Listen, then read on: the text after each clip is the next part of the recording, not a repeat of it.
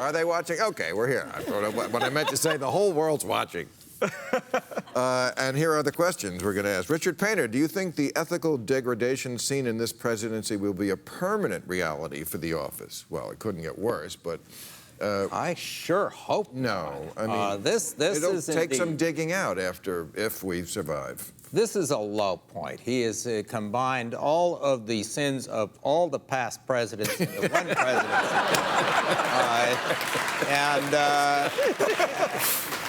I mean, don't even get me started. No, that's why we got you here, to get you started. Congressman Schiff, if Dems get majority in midterms, what do you think Congress should work on right away? Good question. Well, I think one of the biggest challenges facing the country, and it's masked by this sugar high that we've had from the stock market, although that obviously we're coming down from that high, are structural changes going on in the economy. The effect of automation is going to be as disruptive to people in retail as globalization was to manufacturing. And we need to prepare our workforce for that. We need to make sure that young people can get the education they need to be able to compete in a newly automated work environment.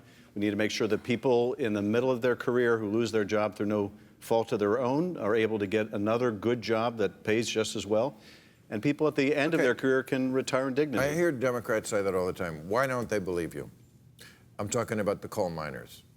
Because that's what Hillary told the coal miners. And they just, no, we don't believe you. We don't believe you're going to replace this job or come and change my life in any way. That's the only job I can get, and mine is here, and I want to go down in it. And I feel like Democrats have a real trouble making that connection and convincing voters that they can do things like that, which is they have the right answer. They just don't sell it. I think you're right. Well, first of all, you can't give that talk from Washington, D.C. You need to be in coal country. And you need to show people respect. You need to start out the conversation by saying, I respect what you've done for a living, what your parents did for a living, how you put bread on the table. I can't say that I'm going to change the global economy in energy. And somebody who promises you that, I hope you know they're giving you a line of bull. But what I can say is, I want to work with you to bring other jobs here. What do you want to see your kids do? And how do we make that happen? That's the kind of conversation I think we need to have in coal country and around the nation. It can't be talking down to people. It has to mean showing respect. People in coal country were told if their kids just got an education, they'd be fine, and they got an education and there were no jobs for them. We need to be able to partner federal government, local business, private sector to help create jobs in the parts of the country that have been left behind. Can I ask you, this might be a dumb question about the Russia thing, but like, if the Mueller report comes in anytime this year before the election, right, then it'll be close to over once he gives his report. But if it happened after 2018, it would be better for the Democrats, right, because they then might be in power. In other words, wouldn't it be better if the Mueller report came in 2019 when you could impeach him? If it comes in 2018 when you can't impeach him because the Republicans won't go along with that, doesn't it then just die in the woods? Well, so can't you just stall? That's messing with the process. Like they did with Gorsuch. What do you get for Mike Pence? Right now in our committee, Mike Pence is way preferable to Donald Trump. That's He's probably ultra conservative. That's definitely true. Yeah. Ultra conservative. First of all, he's not a Russian spy. Yes. Yeah. He's not wearing clown makeup. You know, there's a Yes, lot He of, knows governance. He knows governance. He knows how to govern. yes, he's not a complete nut. He's Bush. Well, He'd be Bush. More to the right than Bush, but he won't take us to nuclear war. Right. what I was going to say is, Sorry.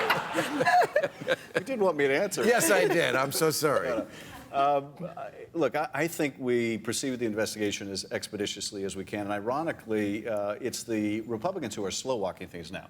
They want to basically put the government on trial. This is what you do when you're a defense attorney and the facts are mounting against your client. And he's looking increasingly incriminated. You basically put the government on trial. So there are witnesses we want to bring in. They keep delaying. There are documents we want to subpoena. They keep delaying. They're the ones who are drawing this out right now. I can't tell you whether it's better or not for Bob Mueller to finish this year, but I can say this. The most important thing is that he be allowed to do his job. That Congress stay out of his way. Let the process For the record, if you're watching Bob Mueller, don't finish this year. Wait till 2019, after the Democrats maybe have at least one House. So this thing. I want to remind you, he's a Republican. We've lost sight of that. He is actually, but he's an American, first and foremost. Bob Mueller is an American. He's going to do this job the responsible way. They're all Republicans that Trump is fighting against. That's one of the most amazing ironies of the whole thing. Comey was a Republican. Rod Rosenstein. You can't even get along with your own team. Well, and Comey swung the election to him. So this bizarre... Yeah, Comey, I know that's what Nate Silver thinks was the key turning point. And so it's particularly absurd for Trump to be now claiming the FBI were trying to destroy him when they were, in fact, helping him.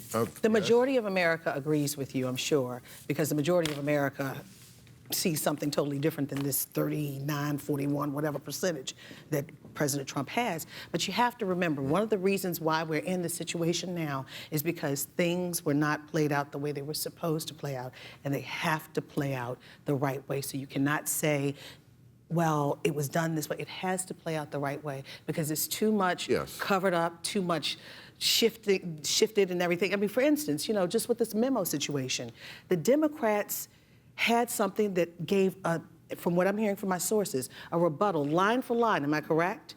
Line for line against Nunes. And it even gave a different timeline. But the president, again, wants to keep his narrative and show the people what he wants to show versus what the other side has that could actually be more factual than what Nunes has. And Nunes was actually, what did he recused himself. How in the world can he even present anything? You used to be close to him, didn't you? This is the president on the Nunes memo. I'm vindicated. Right. This is the president. Exactly. That's what he said. This is the president on the Democratic response. It's classified. But, I mean, you used to be pretty good friends with Devin, right? We used to get along very well together. Same home state, same support and love of the Oakland Raiders. And he didn't used to be a nut. Well, he didn't. What happened? I think what happened is the chairman got very close to the president during the campaign. He was part of the transition team. He had a seat at the table. That's a heady thing. Right. And then when he was put in charge of an investigation, he still wanted to maintain the seat at the table. Absolute He found power. he couldn't do both credibly, and the investigation is what suffered. A lot of relationships were broken in Washington. Dems and Republicans were able to at least talk, work things out. I mean, I had a lot of Republican sources and Democratic sources, and I lost a lot. What they perceive to be is that I'm a liberal. What they perceive, I don't tell my politics, but I've lost a lot of Republican sources and Republican friends through this last 2 years. The whole thing makes no sense. This Nunes memo doesn't say anything other than the FBI was doing its job of going and getting surveillance, a FISA warrant on people who are hanging around with Russian agents. What was the FBI supposed to do? Right, that is their job. What they're trying to do is Alex Jones it, just create a haze of bullshit surrounding That's what they do. right?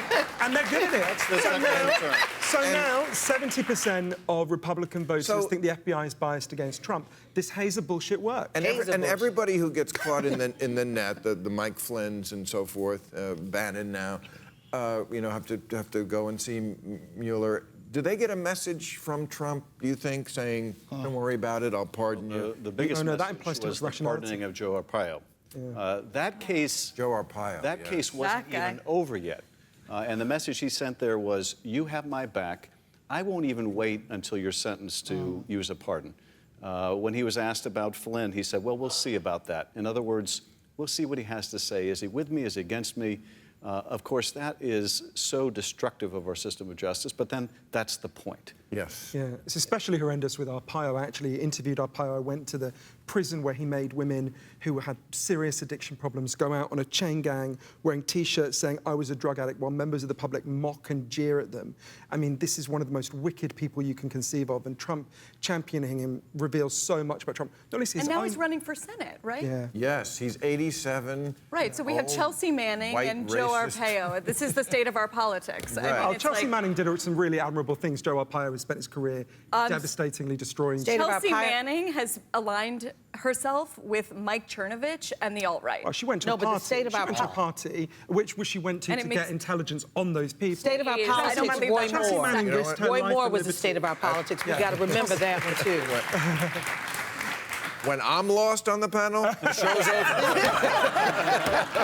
Thank you.